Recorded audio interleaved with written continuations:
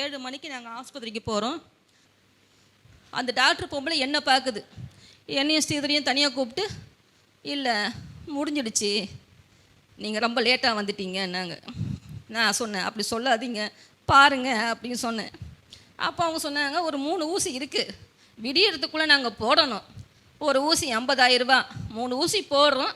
ஆனால் அது நாங்கள் கன்ஃபார்மாக சொல்ல முடியாது, ஏன்னா அவர் எல்லாத்தையும் தாண்டிட்டார், முடியாது அப்படின்னாங்க. எனக்கு என்னென்னு புரியல. அவங்க சொன்னாங்க ஒரு வாட்டி அங்கே ஆஸ்பத்திரியில் முத்துக்குமலை, இவருக்கு வந்து கொஞ்சம் செயல் இழந்து போச்சு, ஒன்றும் கிடையாதுன்னாங்க. உள்ளே போய் அந்த ரிசல்ட்டு கொண்டு போய் கொடுக்குறேன். அவங்க இப்படி பார்த்துட்டு, பாடிலாம் உள்ளே கொண்டு வராதிங்கன்ட்டாங்க. நான் சொன்னேன், அவர் பேசுகிறாருமா, அவர் பேசுகிறாரு, போய் பாருங்க அப்படின்னு சொன்னேன். இல்லை, நீ பாடி உள்ளே கொண்டு வந்து எனக்கு டைம் வேஸ்ட் பண்ணது, வெளியே கொண்டு போயிடுன்னு. எனக்கு என்ன சொல்கிறது எனக்கு தெரியல. எனக்கு ஆம்புலன்ஸ் பையன் இருந்தான். அந்த பையன்கிட்ட சொன்ன, பாப்பா எத்தனையோ உயிரை பார்த்துருப்பேன், எத்தனையோ பேரை காப்பாற்றிருப்பேன், எனக்கு எந்த ஆஸ்பத்திரி சொல்லுப்பா, என் புருஷனை கூட்டிகிட்டு போகணும், காப்பாற்றணும்பா அப்படின்னு சொன்னேன். அந்த பையன் ஜிஹெச்சுக்கு போனால் மட்டும்தான் முடியும், அங்கே சுத்தம் இருக்காது, ஆனால் இருக்கா இல்லைன்னு சொல்லிடுவாங்க, அங்கே போகலாங்க்கா அப்படின்னா.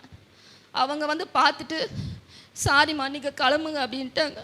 அப்போ அங்கே கத்துனேன், ஆண்டவரே எனக்கு தெரியாது, நீ தானே இந்த உருவத்தை உருவாக்குனது, நீ தானே இந்த உறுப்பு வச்சது, நீ தானே எங்களுக்காக தானே சிலுவையில் மறிச்சேன், என் புருஷனுக்கு உயிரை கொடு. அந்த டாக்டர் இந்த ஆஸ்பத்திரி எனக்கு தெரியாது. நான் என் புருஷனை கொண்டு போகும்போது உயிரோடு தான் கொண்டு போகணும், பாடி நான் கொண்டு போகக்கூடாது, நான் வெக்கப்பட்டு போகக்கூடாது, நான் எனக்கு அவர் வேணும். அந்த இல்லைம்மா எல்லாமே போயிடுச்சு, இசிஜி வைக்கிறாங்க, ஒன்றும் இல்லை, நுரையீரல் ஃபுல்லாக போயிடுச்சுமா, நெஞ்சு ஃபுல்லாக சளி இருக்குது, ஒன்றும் பண்ண முடியாது, டைம் வேஸ்ட் பண்ணாதீங்க, நீ யாருக்கு சொல்கிறீங்களோ சொல்லிக்கோங்க அப்படின்ட்டாங்க. ஒரு ஊசி இருக்கு போடுறேன், 48 மணி நேரம், அதில் பல பேர் இருப்பாங்க, பல பேர் போயிடுவாங்க. இவருக்கு எல்லாமே போனதுனால அந்த ஊசி போட்டுன்னு இந்த இகரெல்லாம் வெடிச்சிருமா, இகரு வெடிச்சிடும், ரத்தம் இதில் வரும், இதில் வரும், நீங்கள் பார்த்துக்கோங்க, எங்களை எதுவும் சொல்லக்கூடாது. அந்த துணி பஞ்செல்லாம் கொடுத்தாங்க வந்தால் துடைக்கிறதுக்கு. சரி சார் போட்டுருங்க சார் அப்படின்னு, அது செட் பண்ணி 1 hour 2 hour தெரிஞ்சிடுமா ரிசல்ட்டு. அவங்க கொடுக்கலாம் மாட்டாங்க. நான் சொன்னேன், 1 நிமிஷம் கொடுப்பா அந்த மருந்தை என் கையிலன்னு கெஞ்சி கேட்டு கையில் கொடுத்தாங்க.